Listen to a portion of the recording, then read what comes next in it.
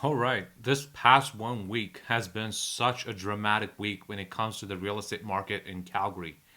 Not only has the market dynamics constantly shifted back and forth from week to week, as I discussed previously in my previous videos, and it's exactly what we expected, but the political situation and the divided opinions that we've seen both in the political race and the actual results of the elections, but also conversations around us in coffee shops and everybody else we know, it's been an absolute crazy time. And obviously, emotions are riding high no matter which side you're on. And that has had a direct impact on buyer and seller sentiment. So, this is going to be a very interesting video to dive right into that and see what the impacts of those sentiments are. The thought process I discussed with you guys before is that no matter who wins, liberals or conservatives, it's going to be majority of the country is going to be happy. But obviously, the way the elections actually went, it's very divided. And even though the liberals won, I wouldn't say that optimism has directly translated into the market.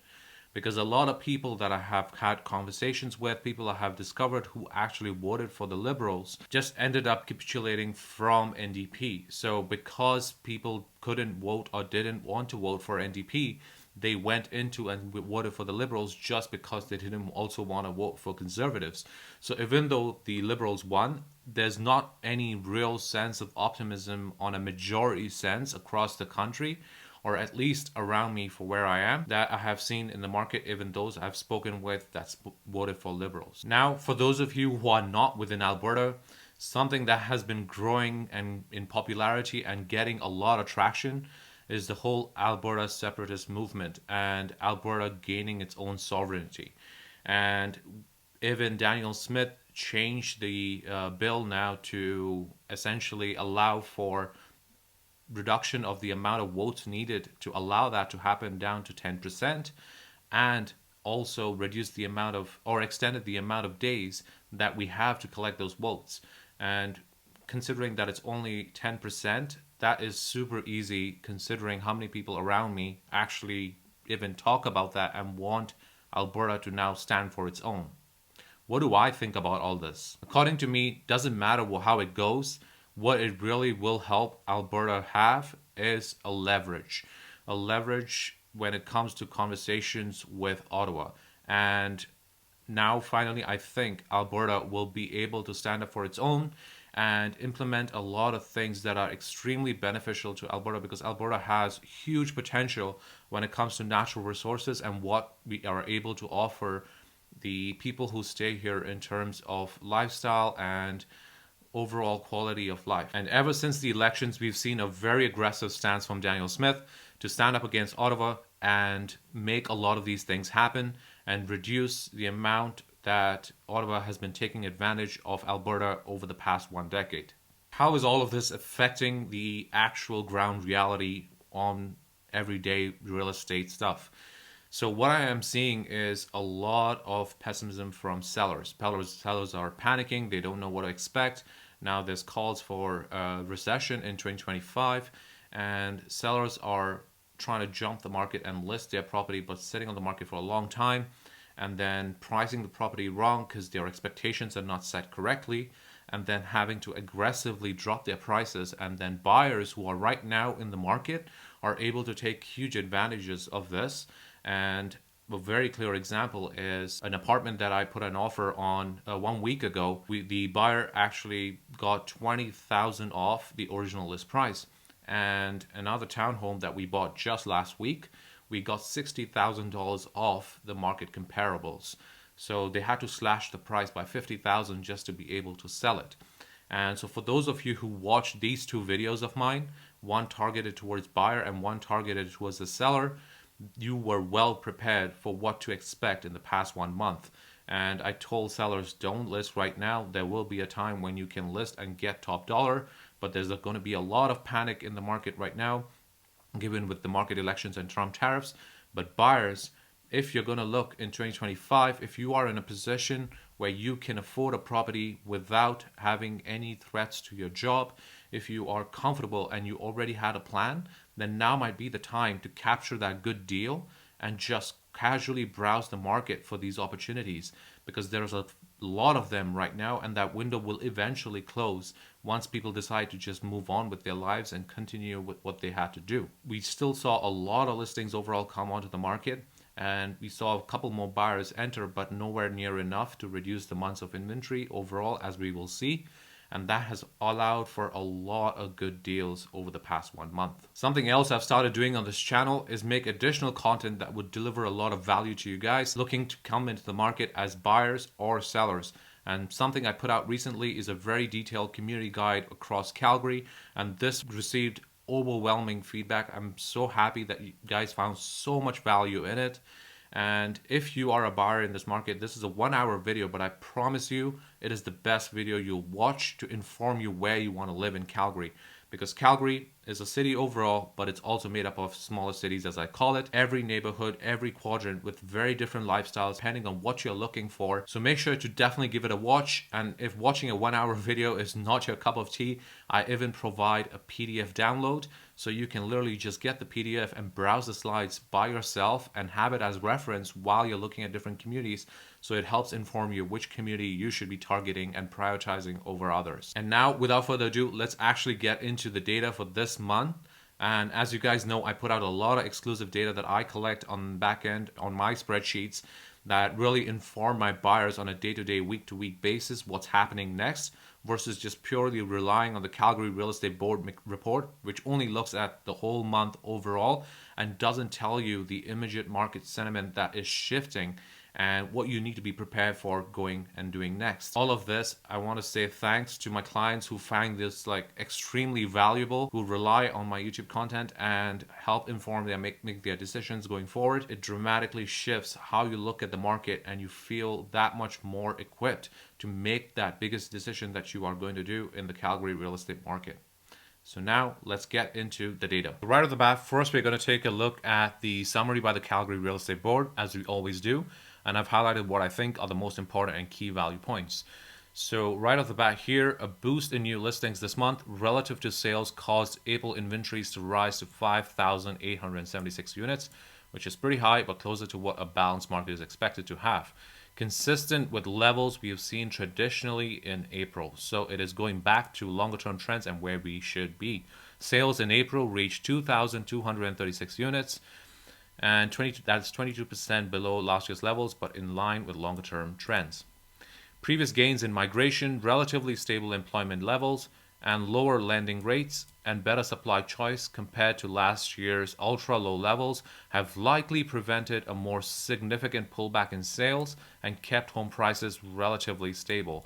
So the amount of people that we had enter the province and create jobs here, and the employment levels and everyone staying put, has helped keep the Calgary real estate market stable with the amount of demand that we are still seeing. Lower priced detached and semi-detached properties continue to struggle with insufficient supply, while row and apartment style homes are seeing more broad-based shifts to a more balanced condition. So now if you're in the market for a detached and semi-detached, overall, yes, we do have a lot of properties to pick from, but if you're more on the affordable side, that's where you're going to have slightly a harder time, especially the good properties are still going fast. Benchmark prices for each property type have remained relatively stable compared to last month. However, compared to last year, detached, semi-detached prices are over 2% higher than last year's levels, while apartment and row-style townhomes have essentially remained unchanged. Now let's take a look at what the benchmark pricing has been across all property types. So when we compare to the total residential, last year our peak was at 608,000. Now we are at 591. So overall, we still haven't hit the peak from last year. As far as detached prices go, we are at 769. Last year our peak was 767. And that has been a reduction of $500 from the benchmark pricing of last month. Year over year, we are still up 2.4%. As far as duplex homes go, last year our peak was 687,000, and now we are at 691, so we have crossed our peak. Month over month, we did decline by $200, which is insignificant, and year over year, we are up 3.6%. As far as row townhomes go, our peak last year was 464,000. Now we have hit $2,457. So we still haven't reached our peak pricing from last year. Month over month, though, we have seen an increase of $3,400 in benchmark pricing, which is really good. And year over year, we have increased by 0.5% compared to this time last year. As far as apartment prices go, last year our peak pricing was $346,000. So now we are at $336,000, which is still below that peak pricing. So we haven't hit our peak pricing from last year just yet. And we've declined month over month by just $100, which is insignificant. Year over year compared to this time last year, we are up by 0.1%. How does benchmark pricing across different quadrants and different areas in the city compare? So when we look at North, we actually declined by $6,600 to $553,000. In Northeast, we declined to $509,000, so we declined by $4,000 month over month. East also saw a decline of $600. Southeast went up by $400. South went up by $2,500 month over month. West went down by $3,700, and now West is highly desirable. A lot of people still looking to move to West. West is definitely still preferred, and considering the price range that West is in, $3,700 is much smaller as a percentage, because when they do go up, that's how West behaves. When West pricing does go up, it goes up by $15,000 a month. And we saw that 3 consecutive months last year where it went up by $15,000 every single month. And even last month, it went up by around $14,000. So now a decline of $3,700 isn't as big a hit compared to, for example, other areas in the city. And as far as Northwest goes, it declined by $400. City Center instead went up by $5,800. And I suspect this has to do with the demand that we've seen on apartments towards the end of the month. So overall, our City Center benchmark pricing went up by $594,800. As far as sales go for this month, our sales was 2,236. Last month we were at 2,159, so that's more or less remained stable with a slight increase. And how's that sales compare over the past decade? So when we compare over the past decade, you can clearly see that we are more or less on the longer term trends, given with the exception of the recession period here between 15 to 19, and also the low period that we just came out of before 2011. So we are more or less consistent with longer term trends. This was the exception period where we had extremely high amount of sales. So we are returning back to longer term averages. I'm curious to see what happens when we actually enter the spring market. As far as new listings go, we hit 4,038, which actually went over by a little what we had last month. So last month was already setting records at 4,019 new listings, and I was telling a lot of sellers don't list right now because this is exactly what I was expecting last month. And again, this month we hit an extremely high amount of listings. So we went from essentially every 3 streets having 1 listing to every street having 3 listings. And till we hit that point of peak inventory, we should hold off on listings unless you've got a really good marketable property and you absolutely have to sell it right now for whatever reason. But now is a great time if you're looking to upsize, because then you can get a deal on that bigger home, and then later on when you have to sell your bigger home in peak spring market, you can get money on both sides.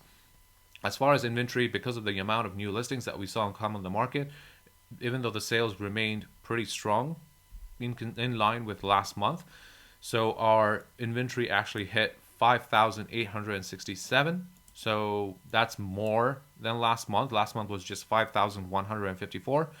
So we are 700 above last month, and that is a pretty strong increase in inventory. And so obviously that's going to take a hit on the months of inventory that we're going to see this month. How does the inventory compare when we compare over the last 1 decade? For the last 1 decade, now we are seeing more in line with longer term trends. If we take out the exception of the peak inventory that we saw in the recession period here, and also coming out of the recession period just before 2011, I would say we are more or less supposed to be around this part, because we had very, very low inventory over the last 3 years.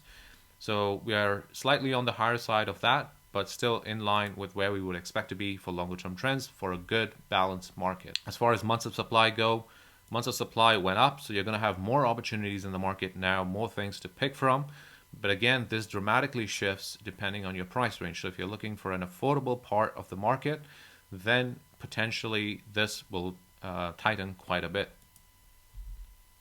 How is months of supply? This is one of my favorite graphs, and I manually put in all these red dashes for you guys so you can tell where we were last month and where we're headed this month.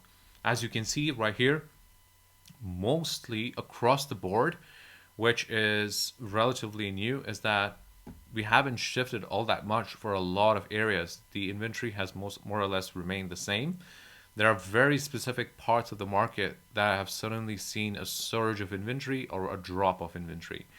So the higher demand areas, for example, in duplex and apartments, right here being Northwest, have seen a drop in inventory, but an extremely high amount of increase in inventory has been in the apartments in Northeast.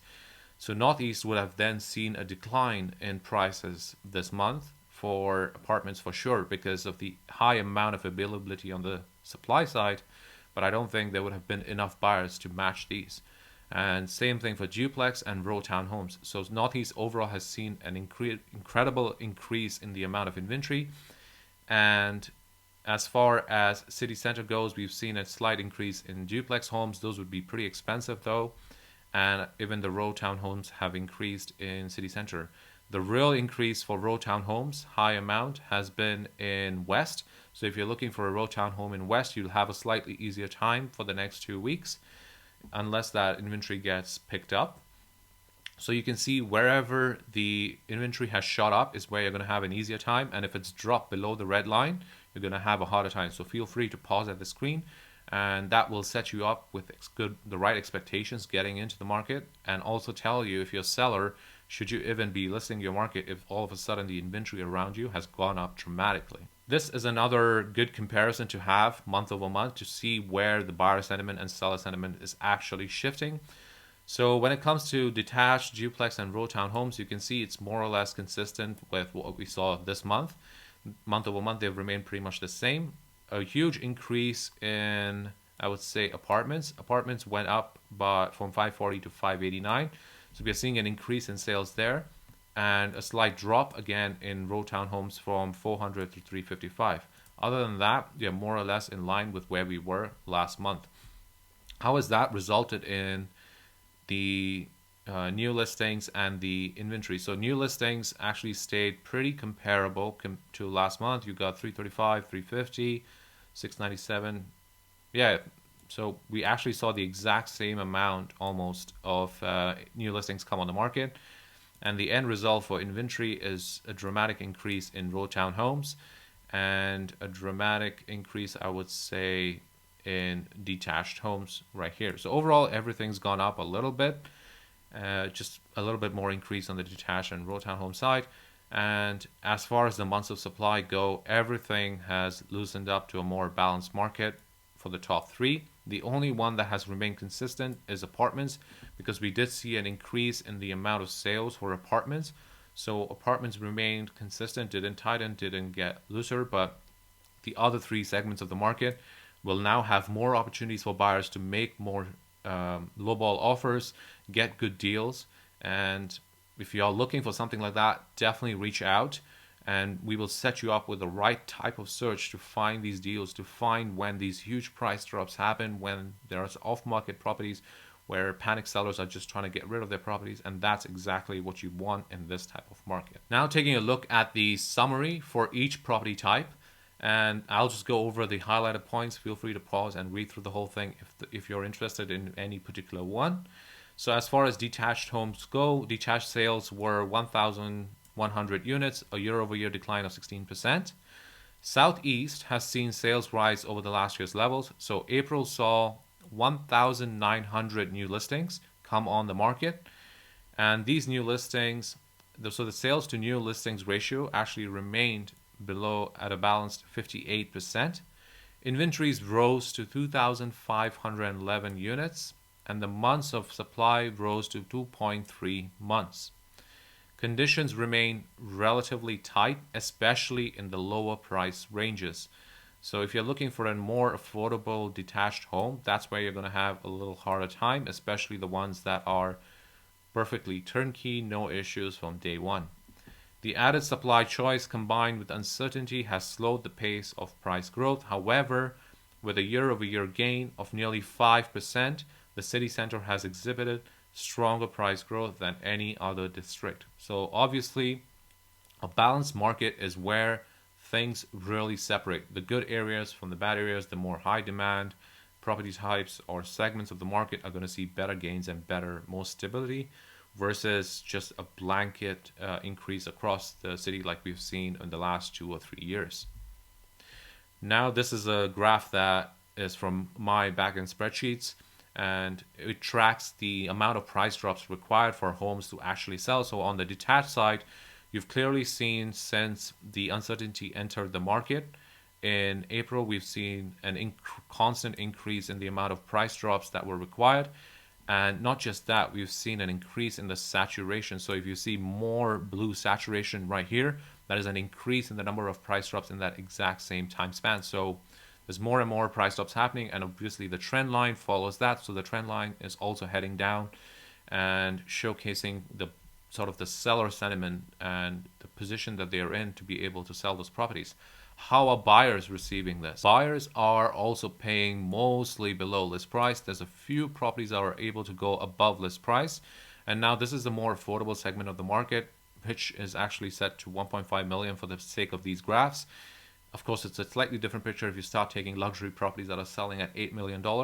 But for the case of less than 1.5 million, which I think is a reasonable amount to capture and help majority of you guys, this is really the situation, and this is what's happening. So you can see the high amount of properties that are selling below this price. So you absolutely shouldn't be putting offers above this price in this market. And especially once properties see price drops, then you can go even lower than that and get a really good deal. Now, this is another new graph, brand new for you guys. I've never put this out in a previous video, and this is an exclusive look, and I'm going to keep doing this for future videos. What it really tracks is over the past 1 year, the number of sales per day. It's just to show you the activity in the market and to show you where buyer optimism. And of course, you're going to have seasonal data. So it's going to be lower on the first half of the year, go up towards spring and come down towards winter. Now, this is where, of course, a lot of good deals happen in wintertime, but there's also lesser inventory to pick from. But what this helps track is a more week-to-week, day-to-day market sentiment for buyers and see where they're headed. And this trend line is very sensitive to the daily activity because there's so much. So as you can see here, we are seeing a sharp increase in the amount of sales happening on the detached side. It's been slowly going up, but there's been a bit of negativity right here between March and April. But now that's quickly shifting up. And as far as the levels go, we are definitely not close to where we were last year around this time. So around April 29th, we were actually around here at peak levels, and we've still not hit that just yet. And I don't expect us to. I expect us to actually remain probably in this range and go more sideways when it comes to detached properties for now. And overall, this is a lot of numbers, but I'm going to just quickly explain to you guys what this means. So right here, you can see the number of price drops month over month. So this is Jan, Feb, and March. No, sorry, Feb, March, and April. So in Feb, we saw 153 price drops. That increased to 230, so 22%. And then that again increased to 26%. So we are obviously seeing more and more price drops month over month. And you're not going to get this data anywhere else. And how many properties are actually selling above and below list price? That explains to you buyer sentiment. So it went from 31%, it dropped a little bit to 29%, and now dropped to 26% for properties selling above this price. So that's on a constant decline, and that has seen no improvement. And as far as properties that saw price drops and sold above list price, it's at 6.5%. Again, a decline from last month. So obviously, the seller and buyers are not able to find the balance point where, because price drops happening this month and selling below list price even after that. So even though they had price drops, they still sold below list price of that price drop. So that's why you should be really lowballing and trying to get good deals right now, because 87% of the market is doing exactly that. So 87% of the market compared to 84% here, and then compared to 83% back in Feb. So what this clearly shows is that buyers and sellers are still not able to agree on pricing. Sellers are pricing their property wrong. Buyers are coming in and correcting that and getting good deals and pricing the properties where they should actually be. So hopefully you found this useful. If you're a data person, pause this and read more into it. I find it very fascinating to track the actual buyer-seller sentiment and what the negotiation power is. And you can clearly tell in these numbers usually where we hit that balance point where buyers and sellers are finally able to agree on pricing, and then you'll see a shift where people now, even though they have price drops, start selling above this price, and that's usually the turning point of where we see the market return back from capitulation. So hopefully that makes sense to you guys and you found that valuable. Now getting into the summary for duplex homes. Duplex easing sales in April contributed to the year-to-date decline of nearly 16%. The 190 sales in April were met with 350 new listings, and the sales to new listings ratio fell by 54%. This has also caused further gains in inventory levels, which reached to 484 units. The rise in inventory did help push the market towards a more balanced condition with 2.6 months of supply and a significant improvement over the less than 1 month reported this time last year. The city center reported the largest gain at over 5%, while prices in the north remain stable compared to last year. So how are we looking at when it comes to price drops for duplex homes? As you can see, duplex homes actually came up from the amount of price drops we had at the start of March.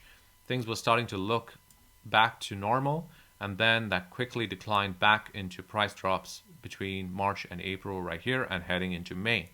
So I expect that to continue going down. And the reason for that is because of the amount of properties selling above and below list price. Obviously, again, properties were selling below list price coming out of the winter market. Things were starting to head into slight optimism right here. They did not reach the balance mark of 0, but then quickly started heading back down, and almost no properties now selling here above list price compared to this part that we had in March. So as you can tell, obviously there's a lot of negativity in the market, and that's affecting the buyer sentiment and the type of offers that they're putting in. How does that then affect now the number of sales happening per day? So overall, it's a very volatile curve when it comes to duplex homes, not as clear as detached homes. We are seeing a slight increase, but again, this is extremely sensitive, so I expect this to head more sideways. And this volatility will remain, so we'll have more of a sideways trend like here we are seeing in the past 1 month until some optimism returns back in the market, and then we should see a curve like this, but not as strong as this. This was a much stronger curve. I expect probably half of this heading into the spring market going forward. Now looking at the same stats for duplex homes when it comes to buyer and versus seller sentiment. So as you can see, the price drops have remained relatively stable month over month. And as far as properties selling above and below list price, there's a slight drop in the amount of properties selling above, but the properties selling below list price and Atlas is the one that's actually seen an increase. Properties selling below list price has actually remained stable, which is why that would further affirm what I'm saying previously, where I'm expecting more sideways movement both with price and the amount of sales that should happen. Is because now finally it seems like buyers and sellers are able to agree on pricing right here because they're selling at list more than before. And this data should further affirm that price drops and selling above list price is at 6%.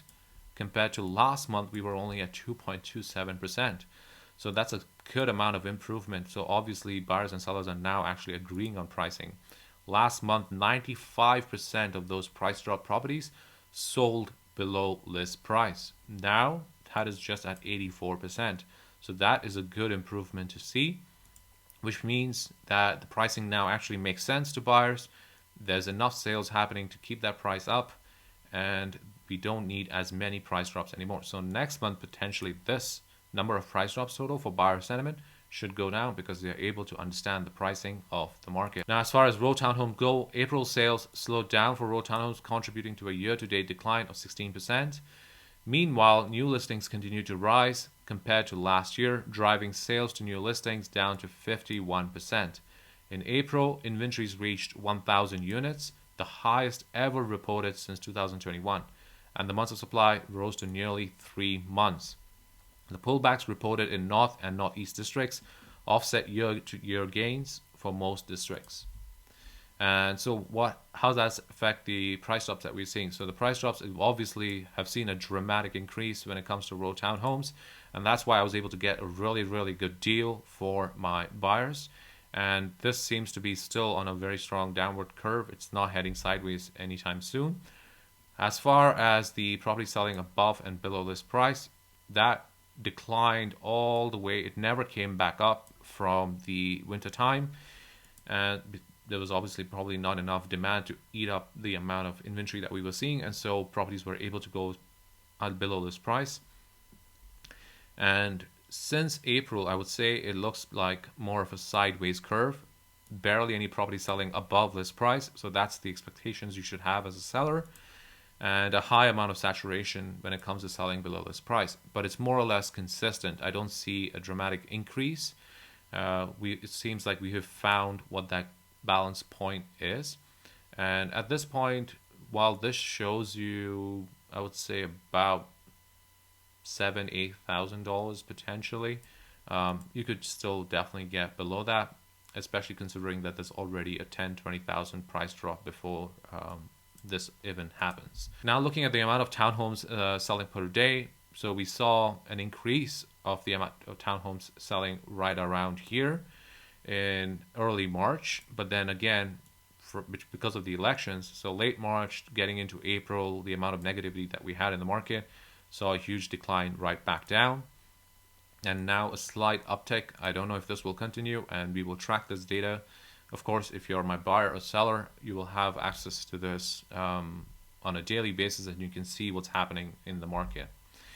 Looking at the stats specifically for townhomes, as you can see, the amount of price drops has dramatically increased since last month and is on a constant increase. As far as property selling above and below this price, what is the buyer sentiment? So there's a decline in the amount of property selling above this price, and there is a clear increase of property selling below this price.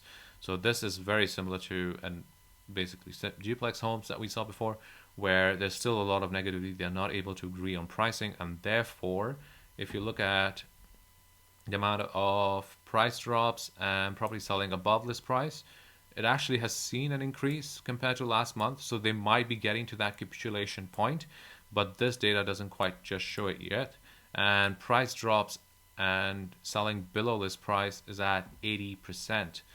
So this is actually not too bad, where I think there is an agreement on a certain segment of the townhome market where after price drops, they are finally able to sell their townhomes because we're seeing people pay above this price for those price drops. So they are slashing their prices aggressively, and then people are actually paying more than that, which is good to see. So that should then indicate a more upward trend back again for the amount of sales, and we shouldn't need the amount of price drops that we are seeing and so that sideways trend that we saw for paying below this price will actually start going back up towards normal. So now might be a time to get best deal, and that will start closing in as we head into spring. As far as apartments go, April sales eased by 30% over last year's record high, but were far stronger than long-term trends. While sales have remained relatively strong, new listings in April reached a record high for the month, supporting further gains in inventory levels. So with 3 months of supply in the city, conditions are considered relatively balanced. However, activity does not range significantly based on location. Activity does range based on location, impacting price movements. The Northeast District reported the highest months of supply at 7 months, resulting in a year-over-year price decline of nearly 2% and a spread of over 7% from last year's high. How does price drops look right now? So as you can see, again, clear turning point right around here. A lot of negativity in March that eased up a little bit, but then again, getting into April, large amount of price drops. But now we're more or less seeing a sideways trend. I would even want to say slightly heading up. I think this was the worst that we saw it. And then since then, we've gone back up a little bit, and it's more or less saturated around this point. So apartments might be increasing, and it also explains why the months of inventory for apartments this month more or less remain stable. Let's take a look at the above and below list price. So as far as properties above and below list price, this is a very different trend line than what we've seen for other properties. So this is more or less just sideways. Everybody is paying below list price and pretty much at the same amount. You have a couple exceptions where it's significantly lower. I believe for apartments, I set the affordable range at around 750,000. So I think that's what we're looking at. And you can see it's more or less remained consistent. Good time for deals. If you could get $20,000 off an apartment right now, or even more, wouldn't you want to buy it right now? Like I said, like an apartment I closed last week had a $10,000 price drop, and then we got another $10,000 off it, and the market comparables were actually 20,000. So it's a day one equity. It protects you, gives you that buffer. If you can afford it, this is a great market to take advantage of. So as far as daily sales go, the range right now sits about here, with our peak sitting at 40 sales per day, and that has obviously been increasing. So our peaks are going up as we go through this month, and that's something to observe because that indicates where the trend's heading. But last year around this time, our peaks were around 60. So we are obviously still below, significantly below where we were last year. By May, we were hitting 60, but I would say end of April, we were still pretty close. We were at maybe 50, 55. So we are about 30, 40% where we were last year, and I expect this to increase a little bit, but we are not going to hit these levels anymore because that is a very, very hot market. Now moving on to the exact stats for apartments. As you can see here, obviously month over month, the amount of price drops increases that we have seen have been increasing. So you're getting more and more price drops happen month over month. The 2 months before that was stable at 28%. And where does the buyer sentiment? So sorry, this is definitely wrong. This is supposed to say buyer sentiment, but you can see here month over month. Last month, the amount of properties selling above list price was at 10%. Now it's at 8%. So that's obviously been dropping, but a lot of that has moved on to properties selling at list price. So we might be at a capitulation point where finally sellers are able to find the right pricing for their properties and meet buyers where they are at. And what indicates this is the amount of properties that have seen price drops and sold below list price still is at 90% this month. Last month it was at 92%. So that has been reducing, which means more properties are selling at list after they've seen price drops and not really selling above list. That's more or less in line with where we were last month.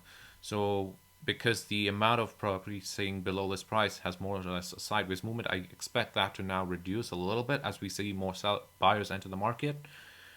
Unless we see extremely high amounts of inventory, but I don't think we can go more than where we are already right now. However, overall, when it comes to the market in heading into spring, I don't expect us to have anywhere near as strong as a market in apartments as we did in the last 2-3 years. Last 2-3 years obviously was an exception. The market will be more balanced, so more or less more properties will have to still see price drops, properties selling below list price, just not as much as maybe we are seeing right now. So right now is potentially peak opportunity for the best deals, and then that will slowly reduce over time. Like I said, last week bought a property that saw a 10,000 price drop, and then we offered again another 10, 12,000 below that. So we got 20,000 off market comparable. So how does all of this come together, and what does it mean for inventory, sales, and the benchmark? So as you can see clearly, the benchmark has dropped month over month. As far as our sales, we've seen a slight increase, but pretty insignificant compared to when we see the increase that we saw last month. So it's more or less stabilizing, while at the same time, the inventory has continued spiking significantly. So more of a balanced market, even though the benchmark price is going down. In the more affordable section, it's still pretty competitive for really good properties, and properties are still going within a week, which is very short compared to the overall timeline that we have of about 25 to 35 days for most properties. So depending on where you're in the market, what area you're looking to, you would have a different experience. So definitely reach out. I would love to help you, provide you more data and more knowledge so that you're better equipped getting into the market and you know what you're dealing with. And that's it for this month's video. I hope you guys found this extremely useful. Before you go anywhere, let me tell you again, I have 2 new guides for you guys to download. One is a buyer guide, and it is not just about what the steps are to buy a home, because that is too simple.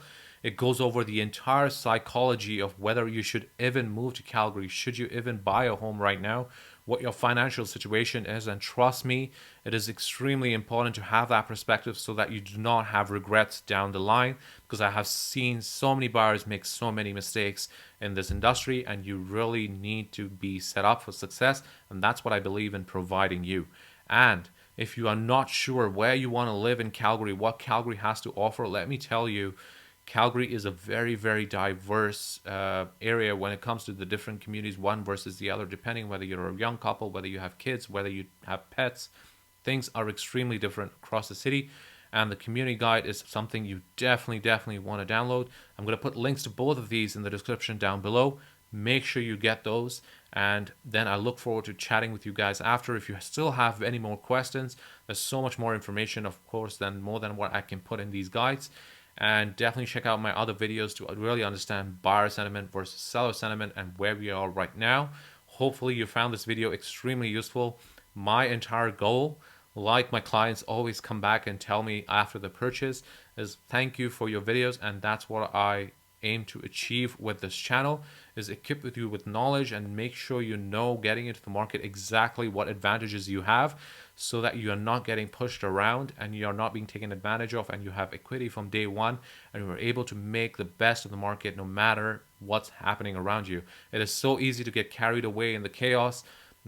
Bad news travels faster than good news, and my entire goal is to help those better equipped, already in a good position and confident that they want to buy a property today anyway. My goal is to help you get the best you can in the market with that. And the market is extremely volatile this year, and this is where data really comes in. Understanding where the market is on a week-to-week basis is so important, because it completely changes. And I'm going to make even a mid-month market update video like I did last month. A couple of you reached out and found that extremely valuable, because things had already changed by the time the market report had come out. So make sure to keep an eye out for that. Hit that like button and subscribe so that you get more content like this, and I'll be able to help and reach out to more people like you. Thanks for staying to the end. If you did, I know this is a long video, but this is going to set you up for success, I promise. And if you have any questions, I would love to have that chat with you. The buyer consultation call is right in the description. You can book that. And I would love to have that 1 hour, no obligation call with you, understand what your short, mid, and long-term goals are, so that we can set you up for this market and get you going. And thanks for staying tuned till the end again. I really appreciate you guys, and I'll see you guys in the next video. Take care.